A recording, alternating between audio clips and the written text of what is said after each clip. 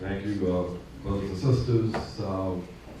Thank you for coming out, being part of this very, very important weekend of activities. We had a very successful march and rally yesterday. And today, we're going to, as we said yesterday, we're going to dig into the subject matter a little bit deeper as we talk about what we need to do to build movement and to go forward.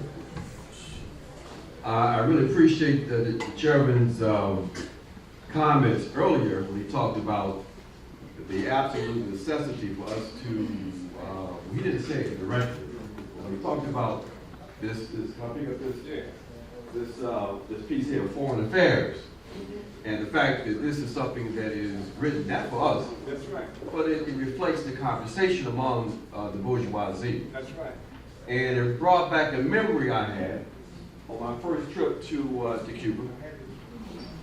And you know, some of you may have gone through this before, but when you first go to a place like Cuba, even though they know who you are to a certain extent, there's that initial kind of filling out process.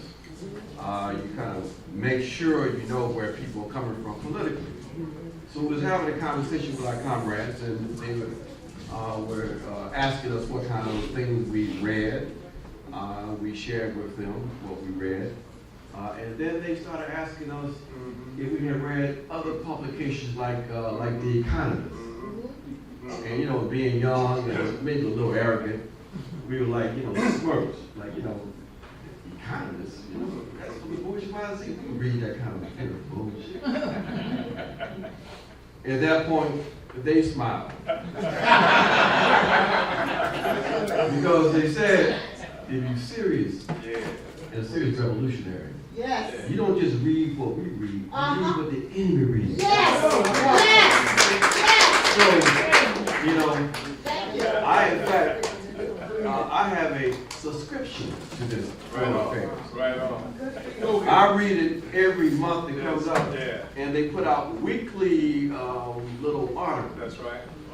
and I read them religiously because I want to know what they are in fact thinking about.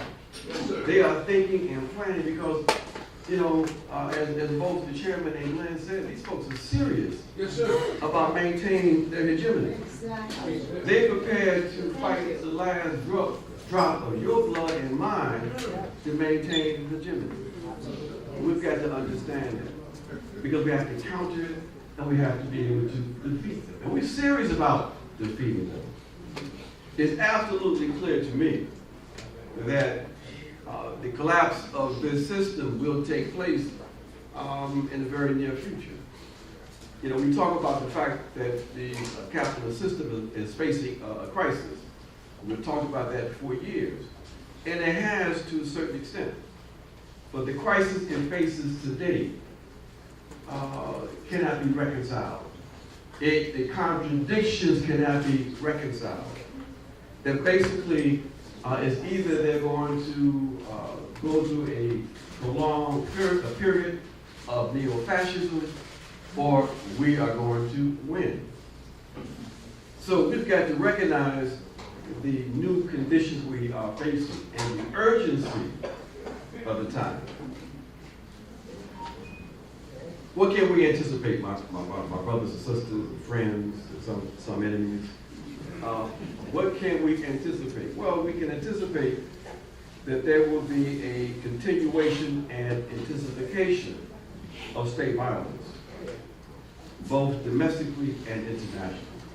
We have seen and we see that they are mobilized their forces to use whatever coercive means they have to try to maintain their hegemony.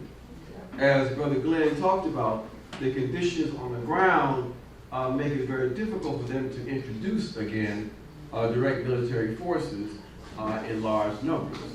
So they have resorted to the use of these proxy forces, jihadist forces, but they're doing something very innovative also. They are effectively using state sanctions as a weapon of war, a devastating weapon of war. A war that is resulting, for example, in Venezuela over the last few years, 40,000 people losing their lives. They are using state sanctions as the equivalent of a siege. You know, in Europe, in so-called medieval times, they would surround a castle fortress and lay siege to it. They would surround it and basically starve the people out. Yes. Weaken them before they then go in and slaughter everybody. Well, now you can do that economically. Right. You can lay siege to an economy, weaken the economy, undermine the people before you go in and try to take over. Yeah. Wow. So we've got to understand the new weapons that are being used by imperialism. This way. Domestically, they are going to continue to intensify the repressive order. We've seen how they're using surveillance. We have seen the new categories that they have created primarily for us, Black identity extremists. We understand and see the use of mass incarceration. We are reminded by the fact that we still have our warriors still locked up, entombed in these cages. We understand what we have to do because we understand that these folks are serious about maintaining their power. And that repressive apparatus is strengthening every day. Yes. The use of Russian Gate, for example, is part of that repression. Because the repression is not just physical, but it's ideological. Yes. And they have used Russian Gate as an instrument to impose an ideological conformity on our people and on the masses of the people in general. That's part of a violent state, violent response. We see that they are using very effectively our own internal contradictions and weaknesses. That using the non-profit industrial sector, they have strengthened the black petty bourgeoisie that has aligned itself quite effectively with the Democrat Party. Yes. And we've seen some of the examples of that as you know, some of these elements have entered into the intra-bourgeois struggle. And that's what we have, and the chairman talks about it all the time. This struggle between Trump and against Trump is part of an intra-class struggle. Yeah. The financial and corporate sector of the bourgeoisie in competition and struggle with the Trump forces represented by the mid-level, sometimes large and small capital that is nationally focused. These are the capitalists whose bread and butter is production and distribution within the borders of the U.S. Okay? And they are in contradiction, even though they all are capitalists, but they are in contradiction in terms of their policy aspirations and their focus with transnational capital, finance capital that has a global reach.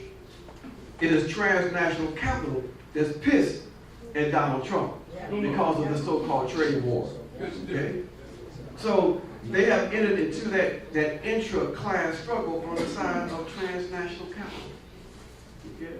And those of us who point out the fact that this is a conflict that we don't have anything to do with, they turn around and call us Putinites and Trumpian left and all kinds of labels. Yes.